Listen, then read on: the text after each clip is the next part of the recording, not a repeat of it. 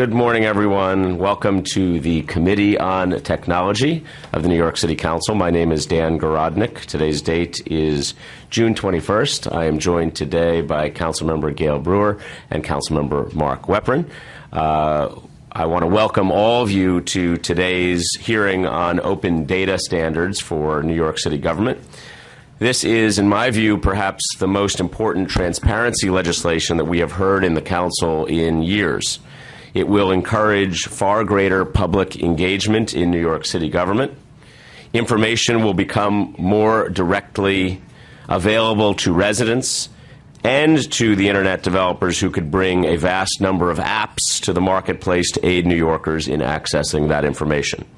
The open data legislation, Intro 29, introduced by Councilmember Gale Brewer, requires the city to create a single internet portal from which all public data sets can be accessed in raw form via web browsers and mobile devices.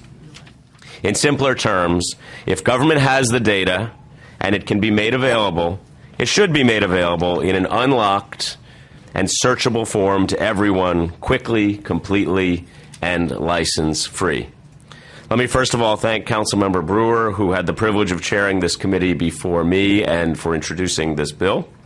It is a great bill, and I'm pleased to support it and wanted to make sure that we gave it a hearing as quickly as possible. Along with the availability of data through a single web portal, the bill also requires that public data sets be updated online and often enough to preserve their integrity and their usefulness. The data sets would be available without any registration, license, or restrictions and would allow automated processing. The bill also requires the city to implement a web application programming interface which would allow third-party programs to request and receive information from the city's website in real time and pass that information to the users of their application. The bill mandates that DOITT establish an internet data set policy and all other agencies to review their data sets under their control and to submit a compliance plan to be achieved by 2013. It is contemplated, of course, that some data can be made available immediately, and that data should be. Other data will take longer, and that is contemplated by the bill, giving the city more time to accomplish this. I've always said that if you put the data out there, there is an entrepreneur ready to make an app out of it in about 30 seconds. We may not be able even to envision what they would create. But let's unleash the power of creativity here. Let's give the tech world an opportunity to show government how it can work better. I believe that this bill will bring people closer to their government, not only to make it more user-friendly, but also to be able to challenge it. It's time to dismantle some of the barriers between New Yorkers and their information. While New York City has already made some very useful information public on nyc.gov, such as the Building Information System, ACRIS, or NYC Stat, much of that data is available only in proprietary and or visual formats, and not all of it is raw data. For instance, today we can only access CompStat data in PDF form. Some of these databases specifically forbid automated machine processing. Let's tear down that wall and make this information available in its raw and most usable form. The full benefit of publicly available data sets will be constrained only by the limits of our collective imagination. We look forward to hearing from the administration. Commissioner Post is here, and to all of those who are interested in testifying today. I want to note that in order to make for a more dynamic conversation between those present and those who are watching our live stream on the internet. And by the way, that is being live streamed at www.livestream.com/NYCCTechComm, C-O-M-M. So that's livestream.com/NYCCTechComm. We're going to be taking questions and comments sent via email and Twitter. And as indicated on the slips available near the Sergeant at Arms, you can tweet this hearing using the hashtag INT029 or NYCOpenGov, or you can send an email to NYCCTech comm@gmail.com. So, now that we've dispensed with all the ways to communicate in this hearing, I'd like to ask Councilmember Brewer to make some opening remarks, and again, we thank her for introducing this bill. Thank you very much, Chair Garodnick. It's an honor to be here. I think we've come a long way in the last year. It was actually a year ago when we had a hearing on this earlier version of this bill, and it's really great to be here with so many of you just to have a discussion about a bill, as the chair indicated, that has a lot of transparency and opportunity. And I want to thank Commissioner Post also, because when she first started, she did publish a 30-day strategy paper which talked about the issues of transparency and the need, I think, for it to take place. You know, the issue before us in Intro 29 is very exciting because I think it does a lot of extraneous opportunities. You know, there are perhaps 90 city agencies. Some of you know that our budget is the fourth largest in the United States and probably larger than most nations in the world. So there are a lot of data sets. There's a lot of data. And the question is how to make it available so that it's something that can be used. I do think that if we are able to pass this legislation in a format that is able to be worked on by both the administration and the council, there will be less foiling. As you know, there are many, many foils. Some of you who haven't foiled may not know, but this is a very constant for not just reporters, but also many New Yorkers. As the chair indicated, there is a need to provide jobs in the city of New York, and just having this data will enable developers and others to create jobs out of it. The MTA has done a little bit of that with the data that they have released. And of course, I have a very personal interest in the sense that when the chair and I and the commissioner went to hear the mayor announce the apps that he did, and it was a very exciting moment for the city of New York. It was mostly with all due respect, and these are important things that tourists might like, or people who are paying have interest in specific touristy kinds of things about New York. Parking places is, to be very honest, not the number one issue on my list. However, I am very concerned about low-income New Yorkers and middle-income New Yorkers, and figuring out ways that some of the data that social service agencies have could enhance the lives of New Yorkers who need our services the most. So that would be another way that this data could be used. And of course, just keeping this data updated. It is very difficult. I went on the Washington, Chicago, Boston, San Francisco websites just to see what they're doing with their data. And to be honest with you, some of them have data that is outdated. Just by doing the work that we're trying to do, it has to be kept updated. And I think New Yorkers would help the city to do that. So there are so many ways that this data could be used, and obviously in formats that make sense. So in final, I want to just thank Lou Klepner from the New York City Community Fiber, who has been webcasting this committee for many years, and we appreciate it. Jolie McPhee from the Internet Society, and certainly the people from the NYC IT division. This particular hearing is also available in the room next door. It's never been done before in the City Council. Thanks to Kunal Mahatra from our office and Sam Wong. Kunal's going off to law school, so this is going to be his last hearing, and Sam Wong is graduating and going off to a job. So we're very upset they're leaving, but we thank them for all their work, and thank you, Mr. Chair. Thank you, Councilmember Brewer. And Commissioner, the floor is yours. Welcome, and we thank you for being here today. Great, thank you. Chair Garodnick, Councilmember Brewer, appreciate being here and being able to talk about this topic. My name is Carole Post. I'm the Commissioner of the Department of Information Technology and Telecommunications, or DOITT, as we call it. Joining me is a colleague, James Perazzo. He's the Assistant Commissioner for Web and New Media Operations at DOITT. And just to pause on that introduction, when I was last testifying here during budget hearings, we spoke about some of the reorganizations that were occurring. James is actually the embodiment of one of those groups. He's been with the agency about 8 years. But since January, we have repurposed him to build upon his skill set, but to expand it into precisely this area, to build upon the web and new media platforms and the opportunities that they represent. I just wanted to take a moment to brief you on some of the advancements that the city has made with respect to open government and open data. For the past 8.5 years, the Bloomberg administration has been making New York City government more open and transparent than it's ever been. The city provides a wealth of information and data, which every day is being made more accessible and interactive.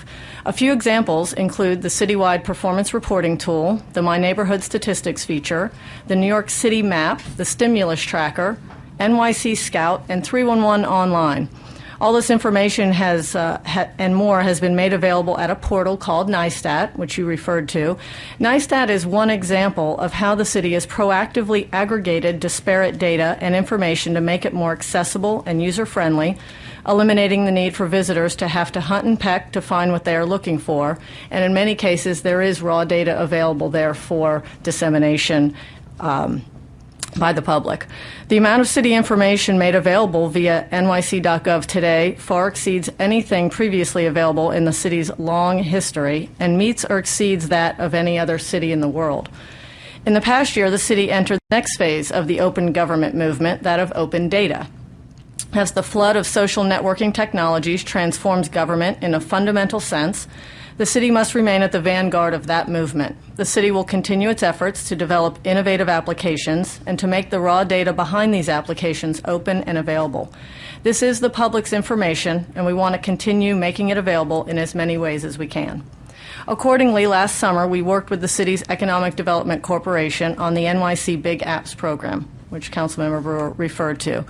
NYC Big Apps is a program whereby hundreds of data sets were made available to the public to create and develop new and unique applications and tools for public use. The program resulted in 80 new applications developed by the public for the public at essentially no cost to the city. These applications are now widely in use across the city and across the globe by New Yorkers, businesses, and visitors.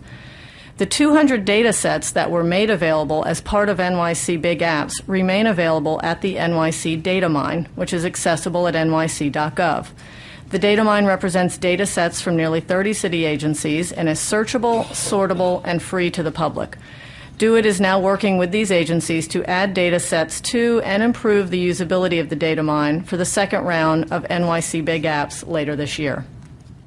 As transformative as these initiatives have been, and we do expect them to continue, we fundamentally agree with the City Council that we can do more, and institutionalizing the unprecedented gains made by the administration will ensure for future generations of New Yorkers a city government that is transparent and accountable.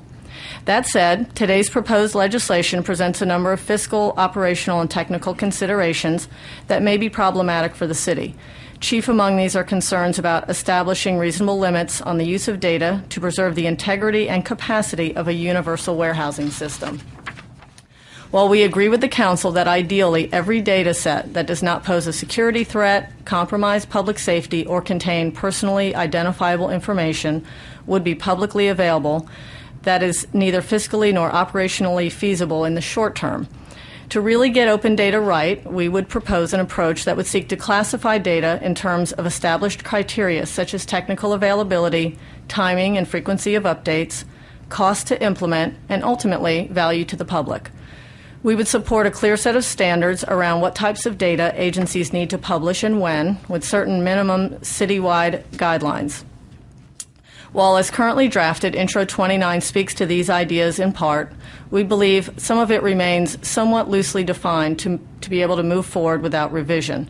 The administration would seek the opportunity to better survey and qualify the criteria by which agencies are required to categorize and disseminate their data.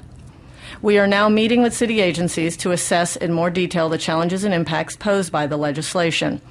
It was just such a collaborative approach that enabled the Mayor's Office of Operations to develop the citywide performance reporting tool. As we continue these discussions, we would like to work closely with the Council to find common ground on comprehensive open data legislation that can have substantial and lasting impact on the way city government develops and shares information. This approach will take some time, but we hope to establish as a result is an achievable and realistic path by which the city can make more public data centrally accessible online. And we hope that non-mayoral city agencies like the City Council, Controller's Office, the Public Advocate, and Community Board offices would also classify and contribute their data as part of these efforts. The Bloomberg administration has consistently worked at creating a new city government paradigm regarding data, believing that it should be open by default unless there is a compelling reason, usually privacy or security related, to keep it closed. We look forward to working with the Council on crafting meaningful legislation to that end. This concludes prepared remarks, and we'll now be pleased to address any questions. Thank you. Thank you very much, Commissioner, for your testimony and, again, for your presence here today. I have a number of questions. I know Councilmember Brewer does, too. We thank you for your general flavor of support for the bill, though I think we should now delve a little bit into some of the concerns that you have specifically and see if there are ways for us to address them here or beyond this hearing. First of all, you noted that you believe that the bill is not fiscally or operationally feasible in the short term. As you know, the bill divides up public data sets into a few different categories. One is the immediate category, which is public data sets that are currently maintained by an agency. Legacy, which is public data sets that are, that due to their size or complexity can't be made available until January 2012, or priority, which is essentially anything else. You noted that there are impediments to getting some of this data up immediately. That also appears to be addressed in the bill.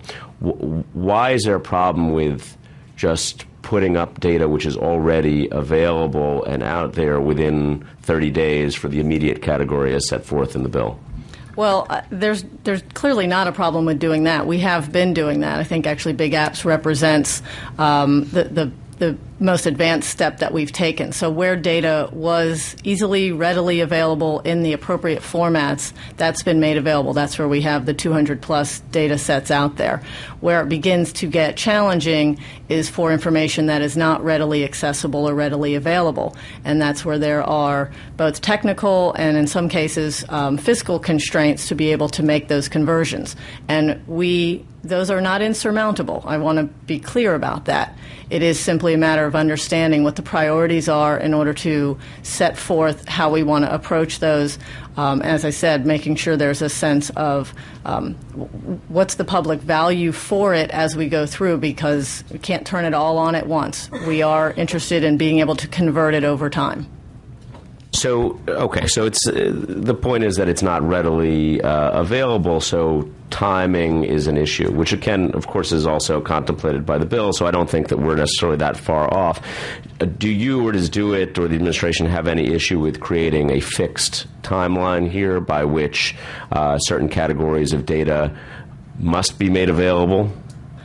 I think principally no. I think we'd like to have a self-imposed timeline as well. What's unclear is what that timeline should be to be realistic. Right. At the end of the day, we don't know whether it will be self-imposed or whether we'll be putting it here in the legislation. But right now, January 2012 is set as a date for data which is not immediately available, the 30-day information.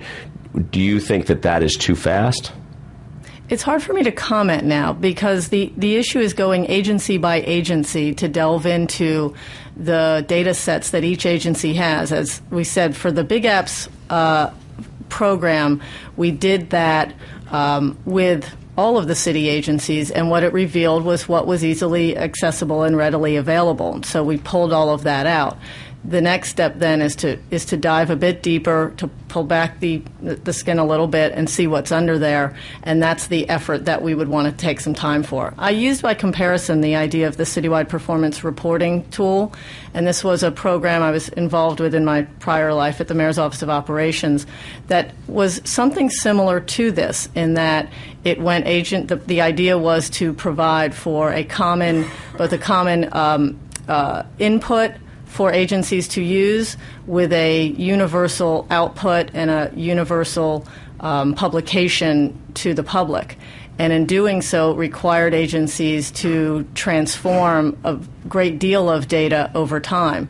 But it was an exercise of literally going agency by agency into their data systems to be able to pull that out, undergo the conversion, and then be able to publish it. So it is a matter of timing, I think. So that review process with the city agencies, obviously pulling back all of the layers and trying to sort out, as we have discussed, that you are endeavoring to do in past hearings.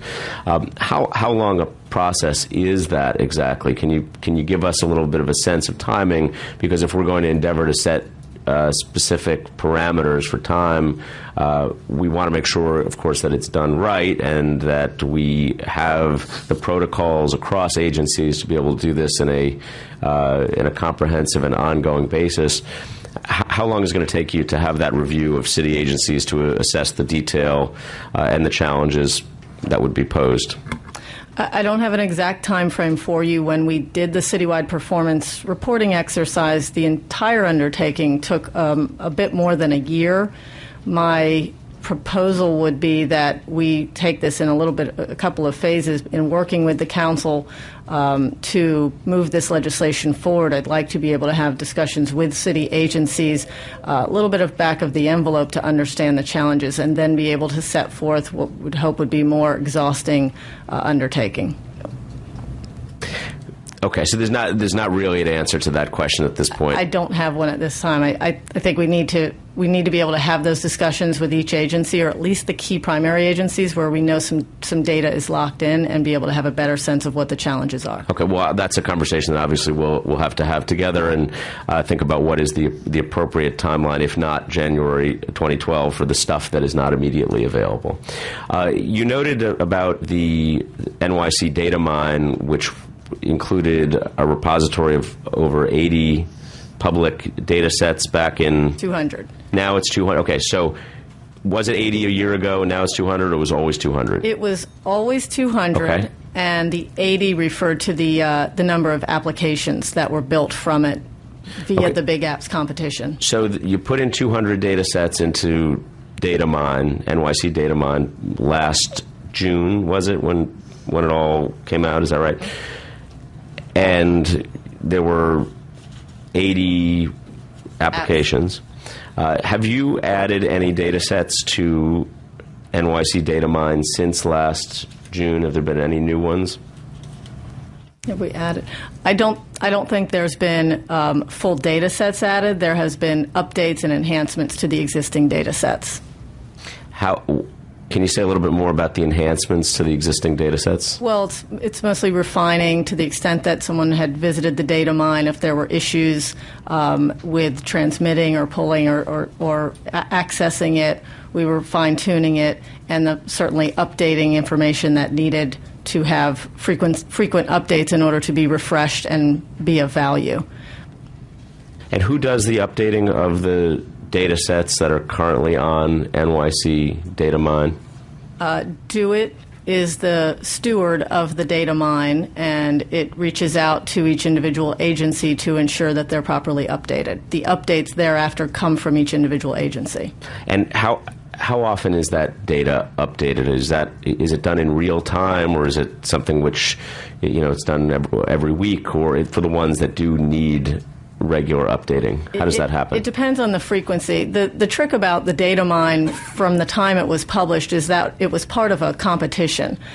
So in order to ensure the integrity of the competition, we needed to basically populate the data mine and then sort of close it and let it remain static during the term of the competition, so that no one who had entered the competition earlier would be disadvantaged by someone coming in later and having more data. So there was a sort of a period where it was closed, but for refinements or if there was enhancements that needed to be made to facilitate the use of the data.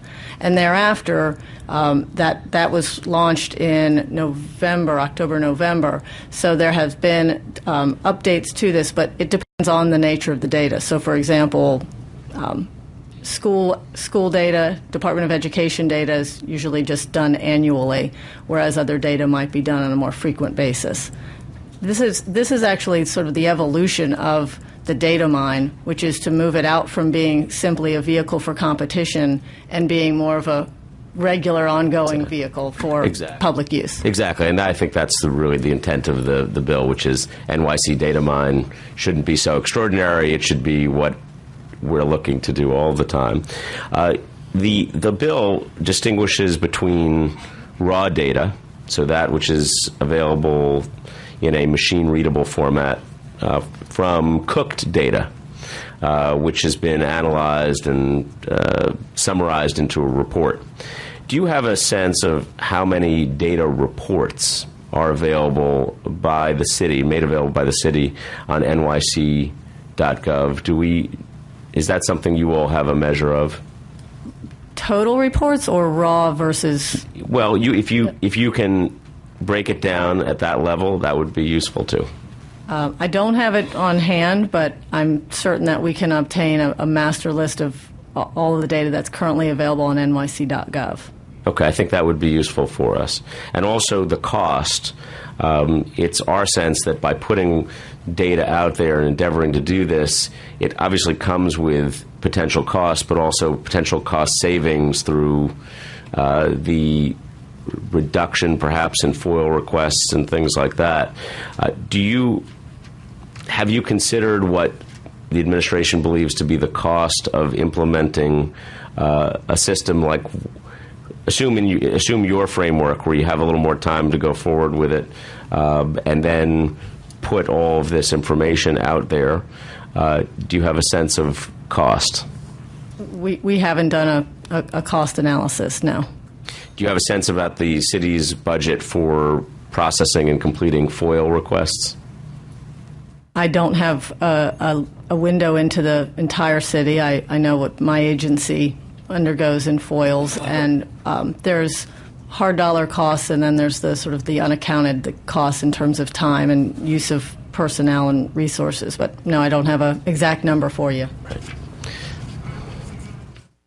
It seems to me that they link together. The more you make available, the less people have to request. But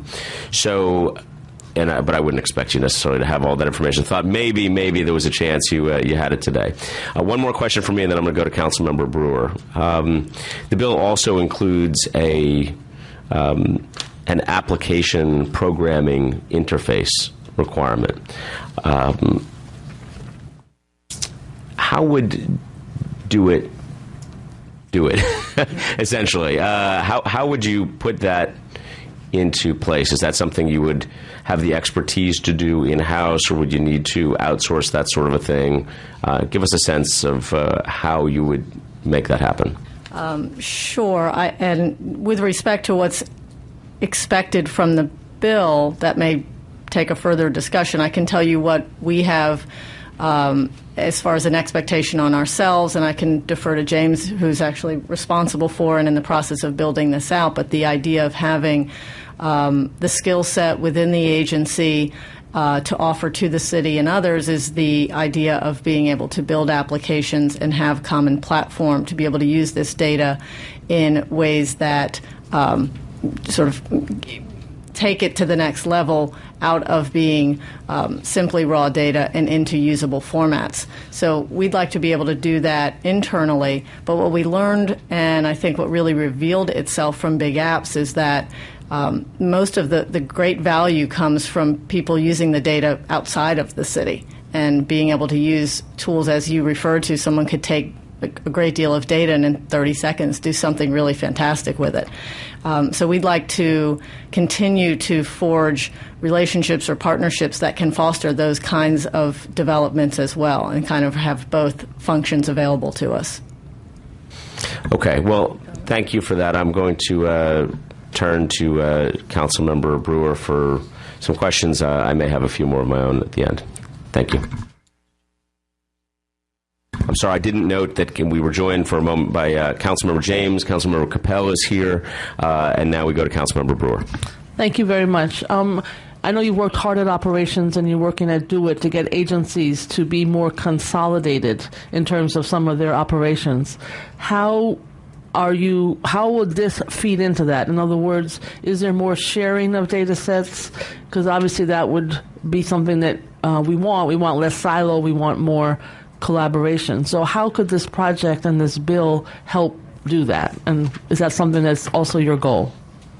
Well, I think modeling it off to the extent that it has a comparison to the citywide performance reporting exercise, which was about taking performance metrics and getting them into a more universal and consolidated state, both from the agency's perspective in terms of how they delivered that data and from DOITT's perspective in terms of how it was published to the public. So rather than having to go agency by agency and hunt and peck for information, it's now in a single repository, and it's actually been made easier for the agencies to be able to populate it on a regular, recurring basis. So I think that's the model we'd like to follow. And as I said, it when it's all done, it looks great and it's a useful tool, but it was a relatively heavy lift to get there because the agencies have evolved organically and grown. There's a wealth of information out there, but it hasn't been done on universal standards. So I know COPIC years ago in 1989 said that the city should publish a data listing, basically, of all the databases.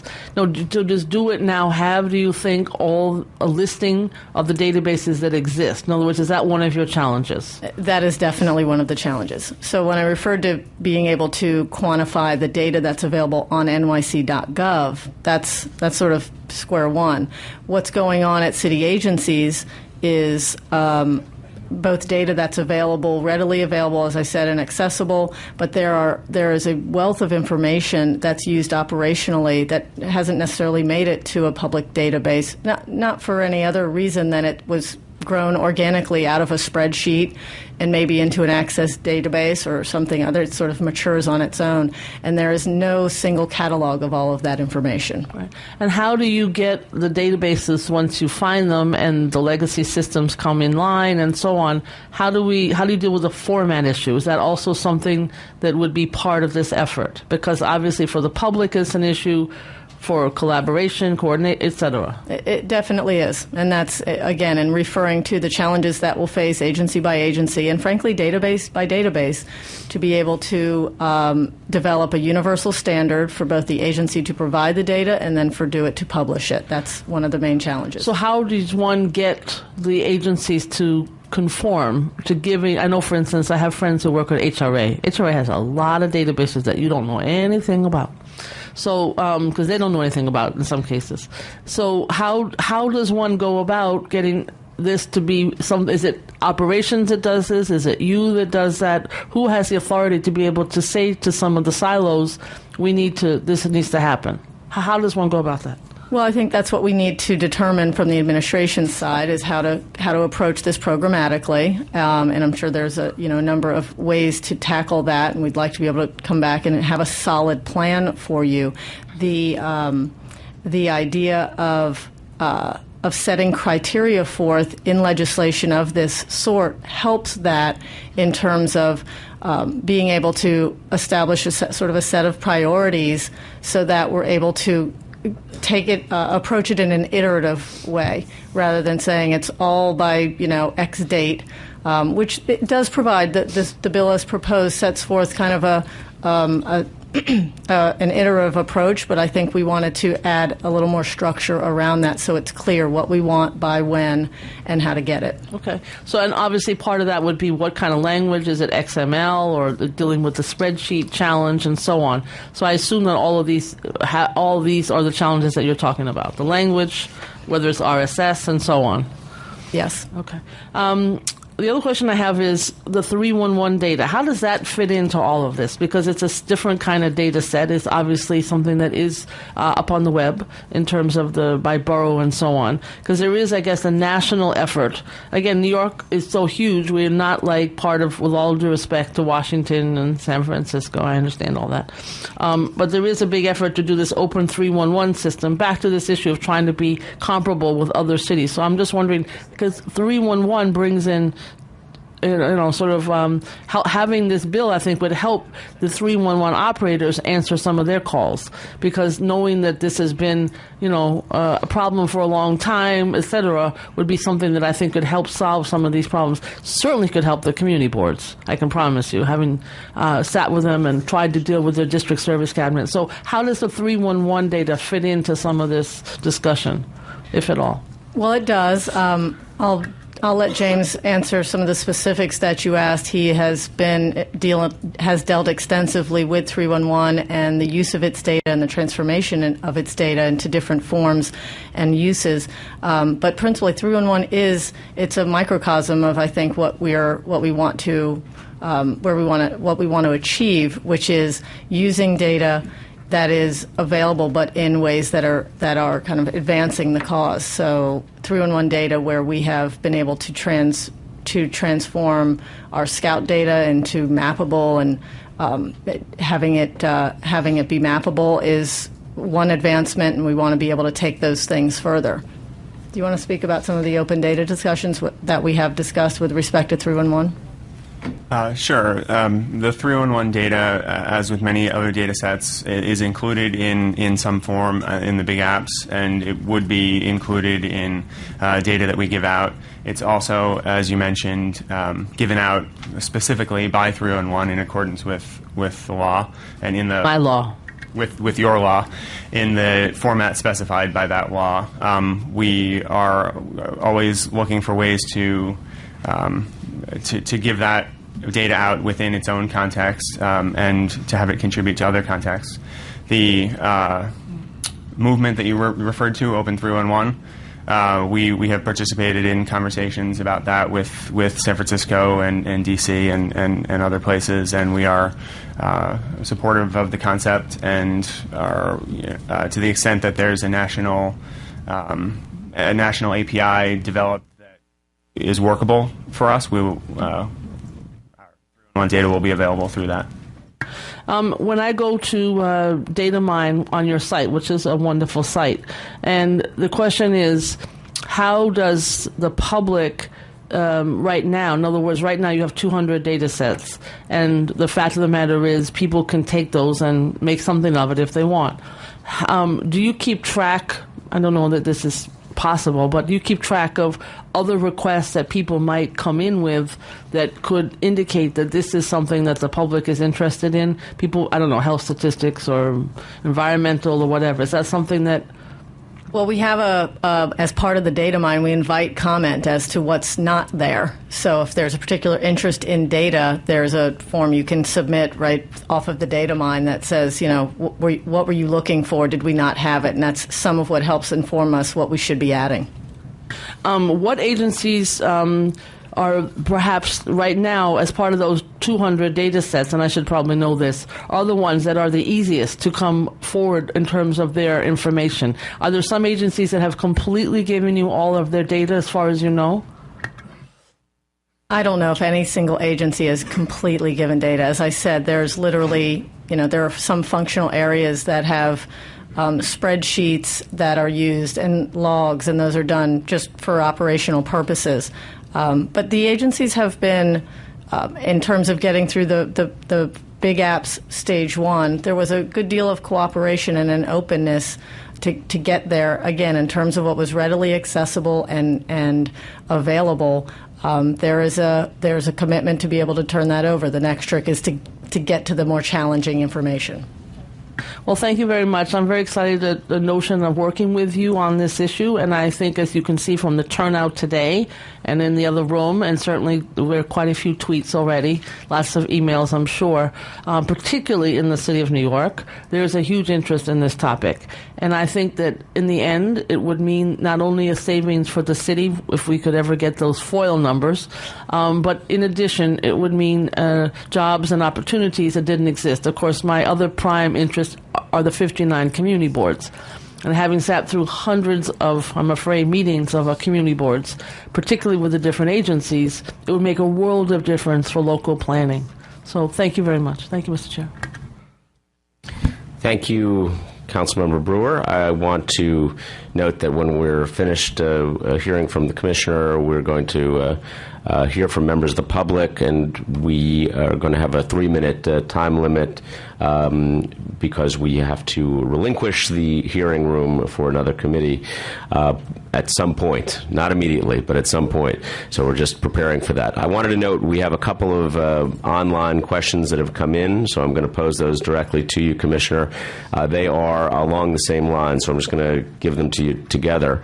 The question is, how can DOITT engage the community on open data? There's a concern that DOITT is not reaching out enough, and whether there are ways you can encourage people to participate. I know you just gave an example of how you ask people at the end of NYC Data Mine. Are there other ways that DOITT can be taking more affirmative steps to engage the public on open data? Well, I think the answer is always yes. We can always be doing more. One of the other areas, excuse me, that I spoke of again in terms of reorganizing the agency, gave a specific focus and a purpose to engaging our community, our business community, and our resident community in terms of how we can be doing better. And in terms of outreach, I spoke last month at the Personal Democracy Forum. Previously, I've attended tech meetup sessions, and the idea is that we should be actively participating in these types of communities, sharing what our agenda is and how we want to move forward with that, as well as hearing feedback directly from the constituents and those who can help us achieve that goal. So we're very interested if there are forums, sessions, seminars that we would be happy to participate in. I'd love to hear about those. Okay, so we've heard from the commissioner. Invite her everywhere because we do want to make sure that you get the feedback from the community out there, because they will be the best guide, I think, in telling you where there are gaps or where there is an opportunity for more openness. So let me go to a couple of final questions from me. In your testimony, you noted that there were fiscal, operational, technical considerations, and you say, chief among these are concerns about establishing reasonable limits on the use of data. Can you give us a sense of what you view to be reasonable limits on the use of data and what you propose? Because there's a concern about whether that could have a chilling effect on the use of the data, and reasonable is in the eye of the beholder, if you will. Can you give us a sense of what you believe to be reasonable limits? Well, reasonable is, I think it's the appropriate term, and where we define it is with these further discussions that I would welcome both with our agencies and with the City Council in terms of establishing some of these parameters within, ultimately within the legislation. The idea, though, is I think twofold. One is to, first and foremost, protect the integrity of the data that is not and should not be made available to the public. At the end of the day, the city is the steward of very crucial and critical information and data, and I think we want to be careful to never err on the side of overexposing or disclosing information that would both be damaging to those who are the subject of it, and I think damage the credibility of what we're trying to do. So the reasonableness of ensuring that protection of the integrity of the data. The other is a little more from a technical perspective, which is ensuring that the methods and means by which we make the data available have appropriate limits is not really the right term, but appropriate mechanisms to ensure that no single entity can sort of tap in and use the capacity for purposes that limit any other ability to tap in. It's a to the extent it's a broadband issue, it's a capacity issue. Being able to ensure that we package the data in a way that everyone can access it as they need to, and no one is sort of kept on the wayside while others are tapping in.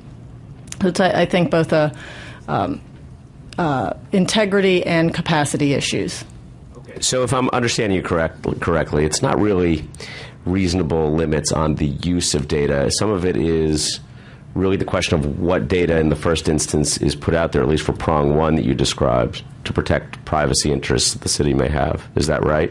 That's right. But once it's out there, are you talking about limits on the use in some form or another? And once it's acquired and once you get over technical hurdles that you cited in prong two, is there any reasonable limit on the use that you anticipate? Well, again, I think I want to be able to preserve an opportunity for agencies to opine about their respective data, any particular data set that may have a particular issue or matter that where a reasonable limit makes sense. I don't know that there is one, but I think it's of importance that we're mindful of that.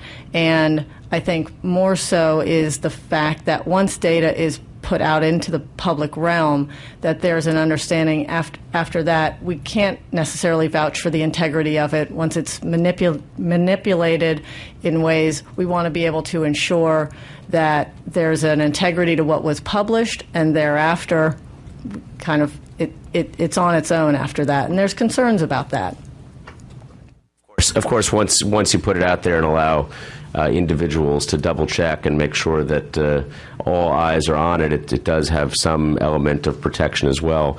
But it sounds like sitting here today, you don't have anything in particular in mind about what might constitute a reasonable limit on use, but you didn't want to foreclose the possibility of an agency identifying something to you that you had not yet considered. Is that correct? That's correct. Okay, and then you also noted that among the